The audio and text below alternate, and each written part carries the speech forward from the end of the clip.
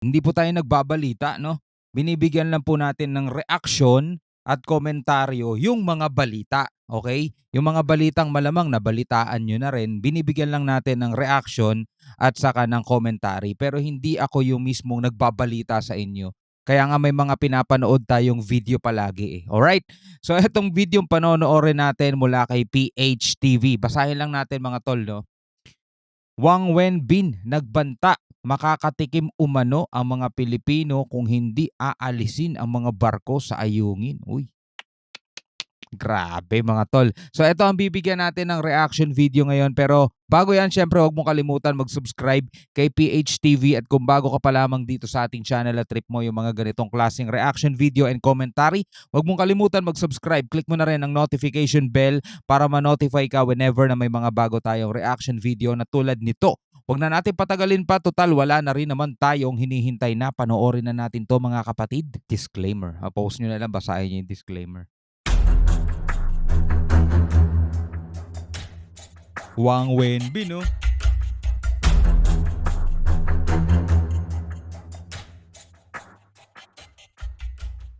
Iniulat na nagbanta umano ang isang tagapagsalita ng Chinese Ministry of Foreign Affairs laban sa Pilipinas at sinabi na makakatikim umano ang mga Pilipino kapag hindi inalis ang mga barko nito sa Ayungin Shoal. Sinabi ni Wang Wenbin na dapat alisin ng gobyerno ng Pilipinas ang mga Coast Guard at Navy ships nito sa Ayungin Shoal dahil labag umano sa batas ng China ang presensya ng mga foreign vessels sa lugar, lalong-lalo na kung wala itong pahintulot mula sa Chinese government. Alam niyo minsan, no, kapag nakakarinig tayo ng mga ganun, sabihin naman natin totoo man o hindi na sinabi nila yan. Pero alam naman natin ang ugali ng mga yan mga tol eh. Lagi naman nilang sinasabing trespassing tayo sa kanila, labag daw sa kanilang soberanya, yung ginagawa natin mga tol. Pero hindi natin maibalik no sa kanila yung mga ganung pahayag. Parang nakakainis na nakakatawa na lang pakinggan yung mga ganung pahayag mga tol. 'Di ba? Kasi ang ginagawa nila is labag sa batas ng Pilipinas yung pagpasok nila rito, 'di ba? Yung pagpapatayo nila ng mga artificial island diyan, yung pangharang nila sa mga barko natin, sa mga PCG, labag lahat 'yon sa batas ng Pilipinas. At hindi lang basta sa batas ng Pilipinas kundi pati sa international law, labag din sila. So dalawa yung nilalabag nilang batas mga tol, batas ng Pilipinas at saka international law. Pero no, sila pa yung may ganang magsalita ng mga ganang mga pahayag, 'di ba? Sila pa yung may ganang manita, sila pa yung may ganang magsabing kasalanan natin, trespassing kasi tayo. Sabi nga ni ni Gibo Chodora, 'di ba? Ni Secretary Gibo Chodora. Chodora tuloy. Si Chodoro, binabaliktad daw nila palagi ang kwento, no? Sinungaling, parang gano'n na nga tol. Sinungaling. Well, ganyan na talaga sila eh, 'di ba? Pero lagi naman tayo nakamatiyag. Binigyang diin ni Wang Wenbin na wala umanong karapatan ang Philippine government na magpadala ng mga military vessel sa Renai Jiao o kilala sa Pilipinas bilang Ayungin Shoal dahil wala umanong jurisdiction ang Manila sa nasabing lugar. Ngunit sinabi naman ng Department of Foreign Affairs ng Pilipinas ang mayroong legal na karapatan sa Ayungin Shoal sa ilalim ng United Nations Convention on the Law of the Sea at ang lugar ay nasa loob ng 200 nautical mile exclusive economic zone ng bansa. Take note nakapirma ang China doon sa UNCLOS mga tol. Nakapirma sila doon. Iniulat ito matapos binatikos ng Embahada ng Australia at Estados Unidos ang ginawang mapanganib na aksyon ng China sa West Philippine Sea, kabilang ang paggamit ng water cannon ng Coast Guard nito laban sa isang Philippine vessel na nagsagawa ng panibagong resupply mission sa Ayungin Shoal. Sa isang pahayag noong nakarang araw, nanawagan si Australian Ambassador to the Philippines He Kyung-yu sa komunistang bansa na respetuhin at igalang ang United Nations Convention on the Law of the Sea.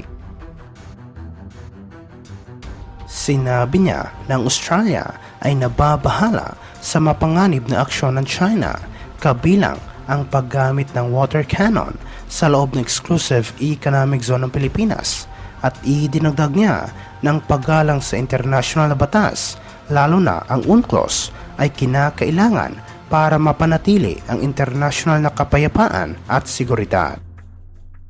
Eh, ang problema nga 'no, walang ibang kinikilalang batas ang, China, kundi yung batas lang nila at kung meron mang batas silang kikilalanin, yun lang yung pabor sa kanila, mga tol.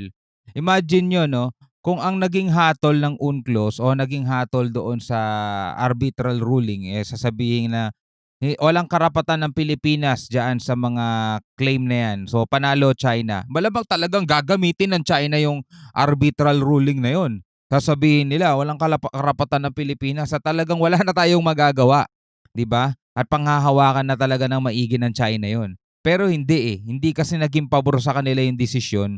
Kaya wala na silang pakialam kung ano man yung nilalabag nilang batas. Mga ano nga eh, mga ano bang tawag masasabing mga may sapak sa ulo 'tong mga 'to eh, 'no? Hindi mo alam kung ano talaga ang, pipirma-pirma sila dun sa UNCLOS, hindi rin naman nila irerespeto, 'di ba? Lalakas ng tama eh, 'no? Kinastigo din ni US Ambassador to the Philippines, Mary Kay Carlson, ang patuloy na panghaharas ng People's Republic of China at muling iginiit ng Washington ay patuloy na susuportahan ang Manila para mapanatili ang isang free at open na Indo-Pacific. Sinabi niya na sa kabila ng patuloy na panghaharas ng China, matagumpay na nakumpleto ang ginawang resupply mission ng AFP sa BRP Sierra Madre na kung saan ay nasa loob mismo ng EEZ ng Pilipinas at ang Manila at Washington ay maninindigan bilang magkaibigan, partner at kaalyado sa Indo-Pacific. Ang mga opisyal ng Japan at United Kingdom sa Manila ay nagpahayag din ng pagtutol sa mga aksyon na nagpapataas ng tensyon at nag-undermine sa kapayapaan sa West Philippine Sea at nagbanta ng anumang panghaharas ay agad nilang kokontrahin. Samantala sa ibang aspeto naman, iniulat na sinabi umano ng isang mataas na opisyal ng US Navy na handa nilang wasakin ang mga barko ng People's Liberation Army Navy sa South China Sea kung sakaling magkakamali ito sa pinagtatalunang karagatan. Sinabi ng Commander ng US Navy 7th Fleet na si Vice Admiral Carl Thomas na nakahanda anumang oras ang kanilang hukbo na kumprontahin ang mga barko ng komunistang bansa sa South China Sea. Sinabi niya na dapat iwasan ng Chinese Navy na magsagawa ng anumang agresibong aksyon na ikapapahamak umano ng mga sundalo ng Armed Forces of the Philippines upang hindi nito matikman ang bangis ng US Navy.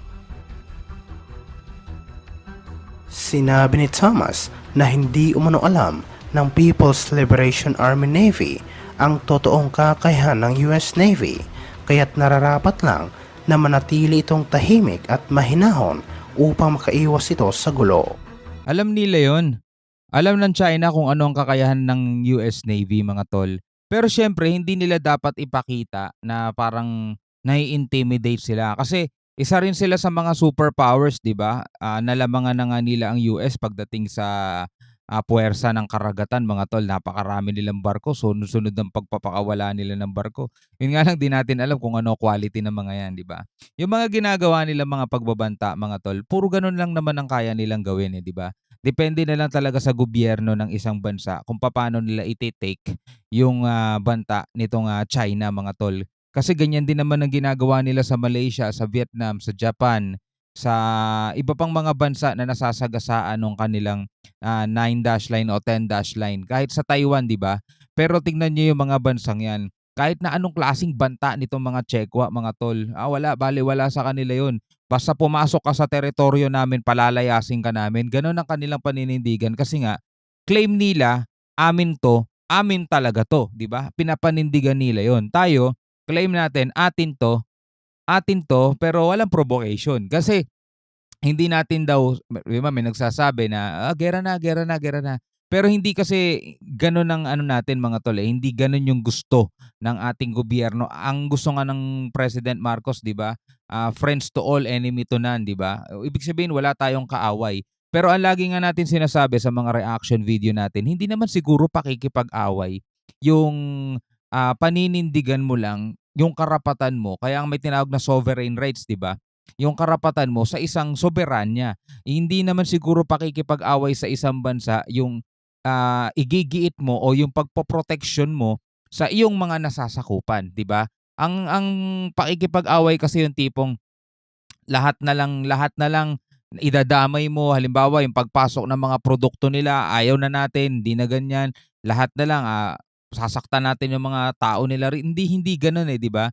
Yung gusto na ba natin yung, ihaharap natin lagi sa kanila Navy na, 'di ba? Kung Coast Guard, sige tapatan natin ng Coast Guard, pero dapat yung Coast Guard natin merong lakas ng loob para ipakita na eto yung Coast Guard, eto yung gina-guard namin, eto yung binabantayan namin. Pumasok kayo dito sa aming soberanya, dito sa aming exclusive economic zone, walang personalan, gagawin lang namin trabaho namin, umalis kayo rito.